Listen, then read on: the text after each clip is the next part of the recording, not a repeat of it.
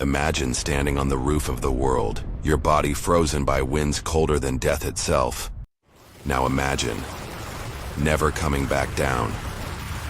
In 1979, a German woman named Hannelore Schmatz became the first woman to die on Mount Everest. And for years her body remained there, haunting climbers with eyes wide open, hair blowing in the endless storm, sitting upright as if she were still alive. But how did she end up there? And why has her story remained one of the most terrifying and unforgettable tragedies in the history of Everest? This is Ben's Stories. Subscribe, because what you're about to hear is not just a story about death. It's about ambition, obsession, and the mountain that never forgives. In the late 1970s, the world of mountaineering was still dominated by men. The names of Edmund Hillary, Tenzing Norgay, Reinhold Messner. These were the legends whispered in climbing circles. Women, though strong and determined, were rarely given the spotlight. The Himalayas were not just a mountain range. They were a stage where the bravest, or perhaps the most reckless, tried to etch their names into history. Hannelore Schmatz was not born into fame or wealth. She was an ordinary woman from Germany, a teacher, a wife, someone who might have lived a quiet life in the European countryside. But something inside her burned. The call of the wild, the hunger for challenge, the desire to prove that she, too, could touch the sky. Along with her husband, Gerhard Schmatz, she fell in love not only with mountains, but with the ultimate mountain, Everest. At that time, Everest was still a graveyard of ambition. Fewer than 200 people had ever stood on its summit.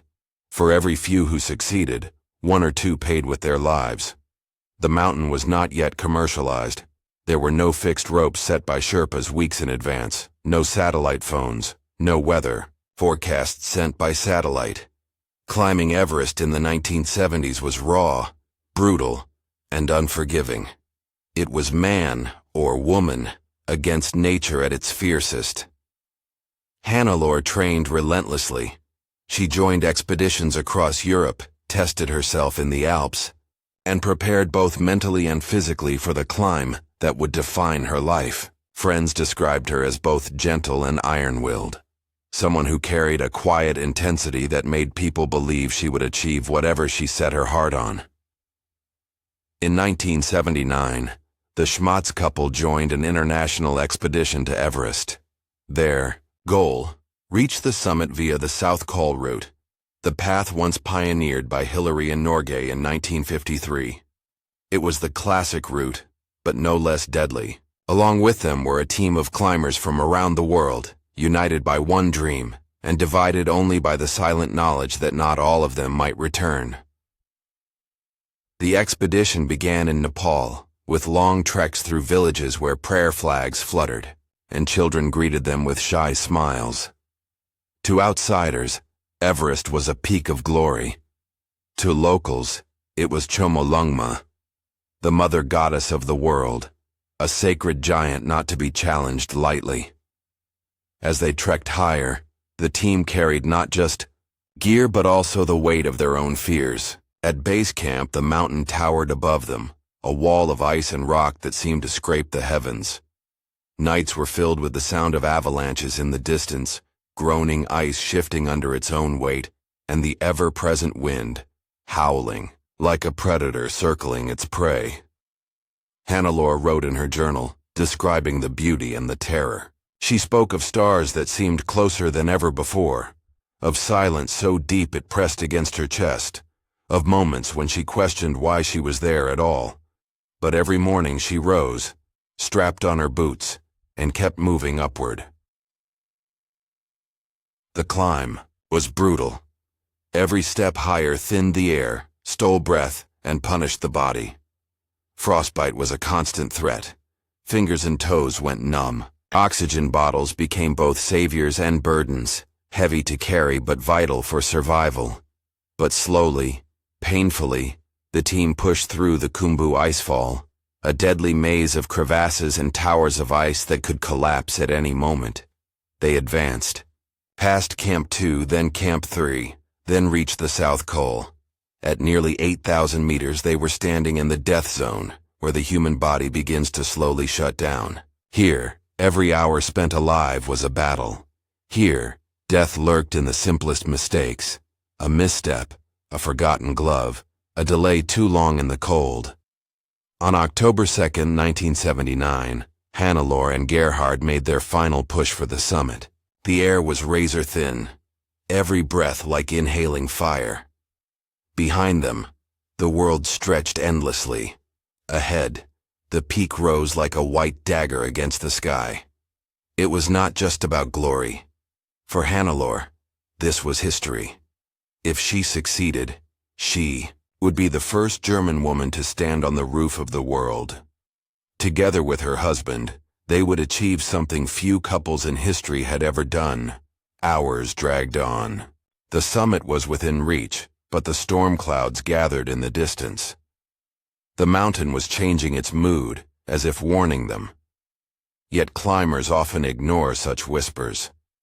The summit fever, that burning obsession to reach the top, blinds reason, silences caution, and so, exhausted but determined, Hannelore and Gerhard stepped onto the summit of Everest.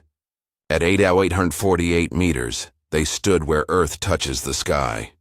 For a brief moment they were infinite. They had done it. History was theirs. But on Everest, the summit is only halfway. The descent is where most climbers are lost. And for Hannelore Schmatz, the nightmare was about to begin. Every climber knows the truth. Summiting Everest is only half the battle. The mountain has claimed far more lives during descent than on the way up. Exhaustion sets in, oxygen runs out, storms roll in, and the peak that seemed glorious just hours earlier turns into a prison of ice. For Hannelore and Gerhard Schmatz, October 2nd, 1979, was supposed to be the greatest day of their lives. They had reached the top together, a rare accomplishment in mountaineering history. But the cost of that achievement was still unknown. On the way down, the mountain changed. The weather deteriorated rapidly. Winds lashed against them, the temperature plummeted, and every step downward became heavier, slower. Their bodies, already drained from the climb up, had nothing left to give. And the death zone is merciless. Once your energy is gone, there is no recovery. The couple descended alongside American climber Ray Jeanette and several Sherpas who had supported the team. Jeanette, too, was an experienced mountaineer, but he had pushed himself beyond the limit.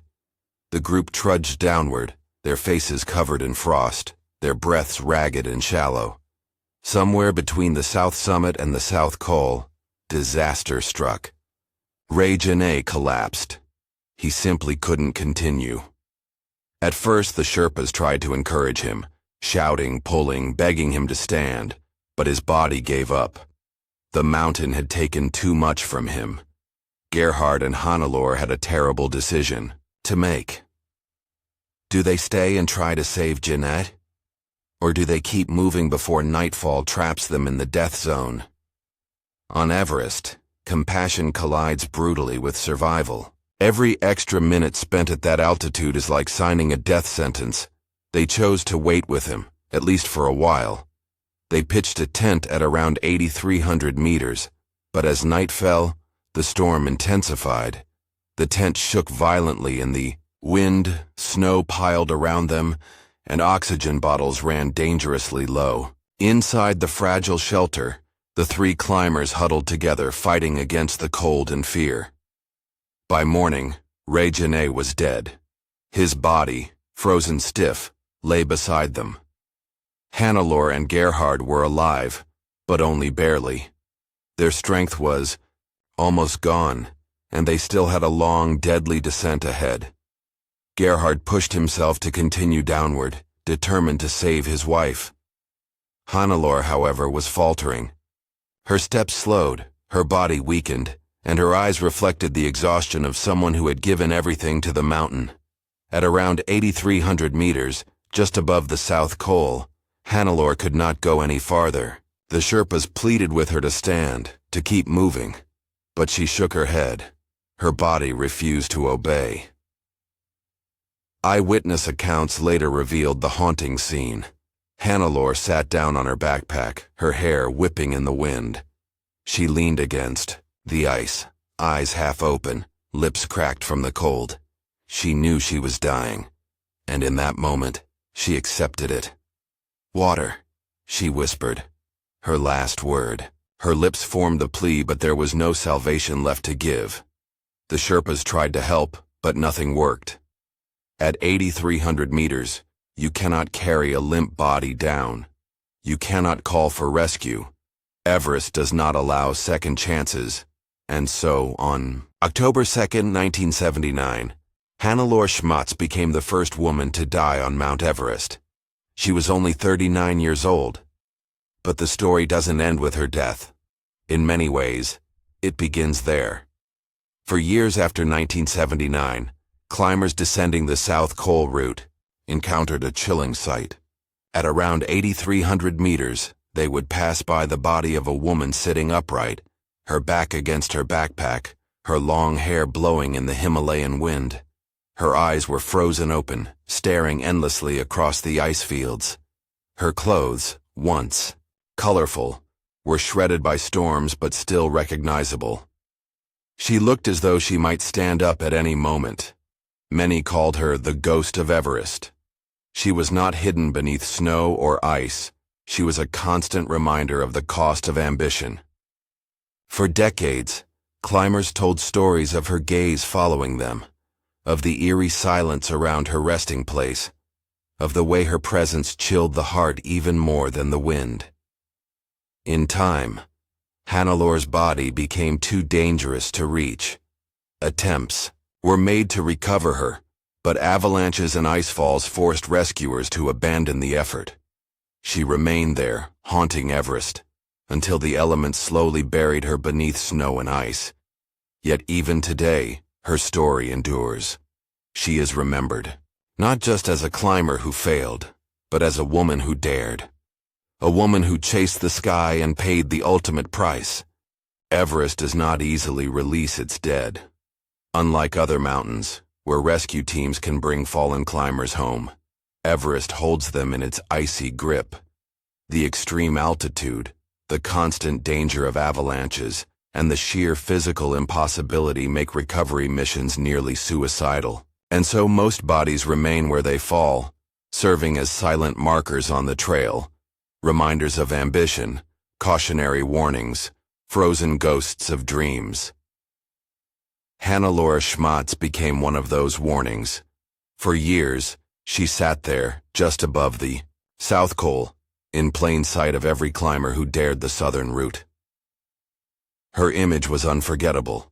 A woman with long hair, slumped against her pack, her eyes wide open, locked in an eternal stare. She looked less like a corpse, and more like someone taking a brief rest before continuing the climb. But that illusion made her presence even more haunting. Many climbers later spoke of the psychological weight her body carried. To walk past her was to face your own mortality. Some whispered prayers, others looked away, too disturbed to acknowledge her. But no one could deny her presence. She had become part of Everest itself. In the early 1980s, a group of Sherpas attempted to remove Hannelore's body from the mountain. The decision was both practical and spiritual. Practically, her remains posed a danger. Her position was close to the route, and climbers could stumble upon her unexpectedly, even trip over her. Spiritually, the Sherpas considered the mountain sacred, and leaving her exposed felt wrong. The recovery team reached her location with ropes and tools, hoping to bring her down. But Everest resisted.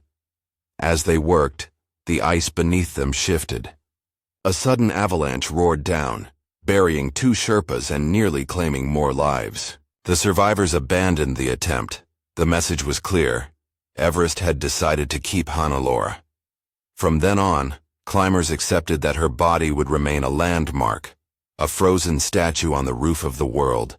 Gerhard Schmatz, her husband, survived the descent. He eventually made it back down the mountain, carrying the memory of his wife's final moments for the rest of his life. In interviews, his words were heavy with sorrow, but also with respect for her courage. He described her as calm even in death. There was no panic in her eyes, only resignation and dignity. Other members of the expedition spoke of the same thing, how Hannelore faced the inevitable without fear, how her last word was not a scream but a whisper: water. It was as if she knew the mountain had claimed her, and she chose to leave with quiet acceptance rather than struggle. Ray Janae, whose death preceded hers by mere hours, was also remembered by the climbing community. Together, his and Hannelore's deaths cast a long shadow over the 1979 expedition. Success was measured by reaching the summit, but the price paid was written in human lives. For future climbers, the sight of Hannelore's body was both terrifying and motivating. On one hand, it showed them how close death lurked. On the other, it reminded them that reaching the summit was not enough. You had to come back alive. Her presence was a warning carved into ice. Don't underestimate the descent. Don't push. Beyond your limits, don't believe that victory comes at the top. Victory comes only when you return. There are countless tales of climbers who said her open eyes seemed to follow them. In the howling winds of the South Col, some swore they heard whispers, voices carried by the storm, as if the mountain itself was speaking through her. Whether hallucination, exhaustion, or something supernatural, no one could say. But the legend of the woman on Everest only grew stronger with time. By the late 1990s, shifting snow and ice eventually covered Hannelore's remains. Climbers reported seeing less of her, until finally she disappeared from view. Perhaps Everest buried her in its eternal cold, as it has done to so many others. But for those who saw her, the image remains etched forever in memory. Hannelore Schmatz's death was not just a tragedy, it was a turning point. She became a symbol of the cost of ambition, a reminder that the mountain does not discriminate between men and women, young or old, experienced or novice. Everest takes who it wants, and it never forgives. Her story lives on not only in climbing journals and documentaries, but also in whispered conversations at base camp. When new climbers prepare for their ascent, someone inevitably mentions her name, the German woman who sat down on Everest and never got up again. The blizzard roared on, snow blasted against their faces, cutting like shards of glass. Ang Dorje urged Hannelore to stay strong, but the truth was written all over her trembling body. Her legs wobbled with every step, her breaths rattled like broken machinery. The summit was behind them now, but reaching the top had been only half the battle. Descending Everest is often deadlier than climbing up. Exhaustion, hypoxia, and the unforgiving weather become merciless executioners on the way down. And that was exactly the nightmare Hannelore and her team were facing. By the time they staggered back toward the death zone, Hannelore could barely stand. Ray Janae's condition was worse. He collapsed, his body shutting down completely. Ang Dorje pleaded with him to rise, but Jeanette whispered, "Leave me. I'm finished." Hannelore knelt beside him, shaking him desperately, but his eyes stared blankly, frozen with exhaustion and hypoxia. Within moments, Ray Janae was gone, swallowed by the mountain, another soul claimed by Everest. The decision was brutal, but Ang Dorje knew they could not carry Janet's body. Time was slipping through their frozen fingers. He urged Hannelore, "We must go, or we die here too." Hannelore nodded, tears freezing on her cheeks, and forced herself to continue downward. But every step was agony. Her mind was fogging, her body screaming for rest. At around 8,200 meters, she collapsed into the snow. Angdorja pulled her up again and again, but she was fading rapidly. Finally, unable to continue, Hannelore leaned against her backpack and looked at her Sherpa. Her lips cracked, her face pale from the cold. "I can't go on," she whispered. "No, you must fight. Just a little more," Angdorja begged, but Hannelore's strength was gone. She sat down, resting against her gear, snow swirling around her. Angdorja, desperate, left to get help from other climbers further down.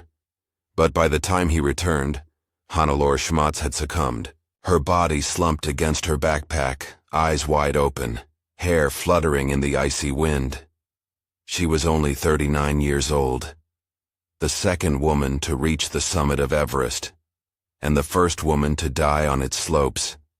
Her body became a grim marker on the mountain. For years, those who passed by at around 8,200 meters would see her, frozen in a sitting position, eyes unblinking, hair waving like a ghost's signal.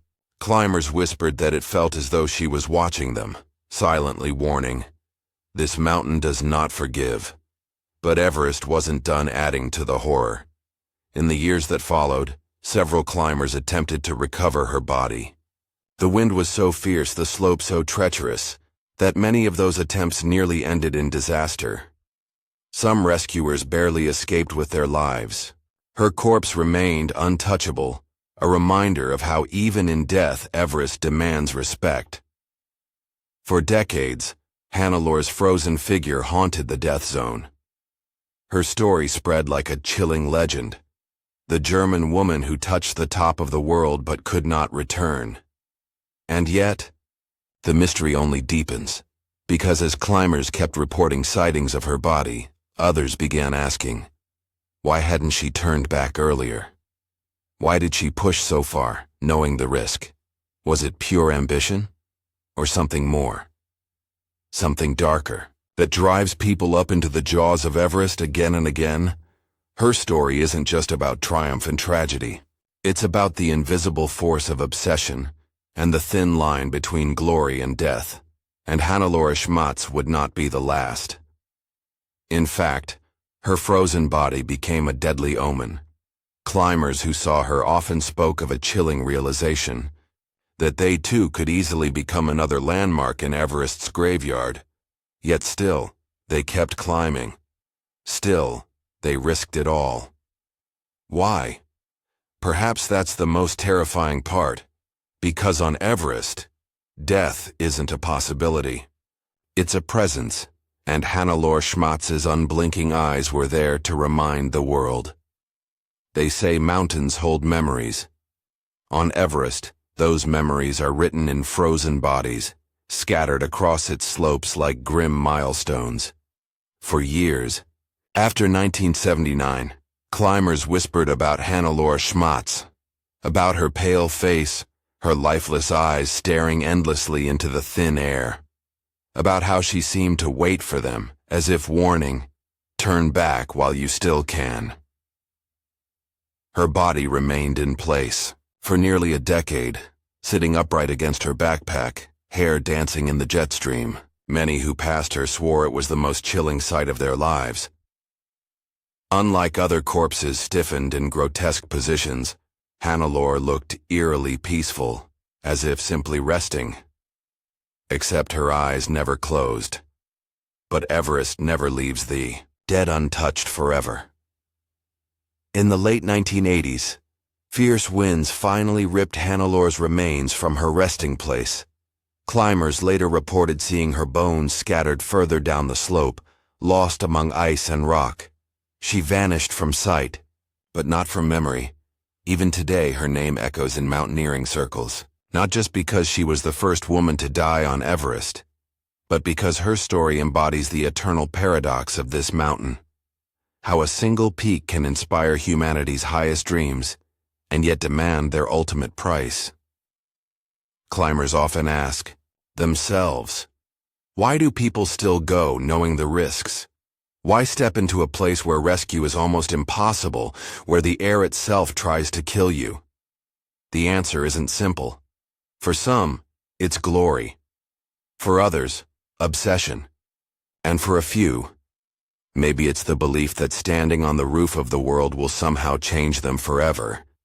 But there's a darker truth, one Hannelore's story makes impossible to ignore. Everest does not care who you are. Man or woman, young or old, veteran or novice, the mountain is merciless, impartial, eternal. And when it claims you, it keeps you. For Hannelore, the dream of Everest became her grave. She had reached what millions dream of, and only a few achieve. Yet in the end, her triumph lasted just minutes. Her tragedy lasted decades, and here is the twist. Though her body is gone, her story still lives, not in triumph, not in glory, but in warning. Every climber who steps into the death zone knows her name, and many admit that, in their darkest hours, they remembered her frozen face staring back at them. For some, that memory made them turn back. For others, it made them push forward. So perhaps Hannelore Schmatz's legacy is this: not just as a climber, not just as a pioneer, but as a silent guardian of Everest. A woman who, in death, speaks louder than she ever could in life. And maybe that's the most haunting truth of all, because when you climb Everest, you don't just face nature, you face yourself, and if you fail, you may join Hannelore and the many others, not as names in history, but as frozen ghosts on the world's tallest tomb. So the next time you hear about someone chasing Everest, ask yourself, are they climbing a mountain or walking willingly into its graveyard? This is the story of Hannelore Schmatz, a woman who touched the sky, but paid with her life.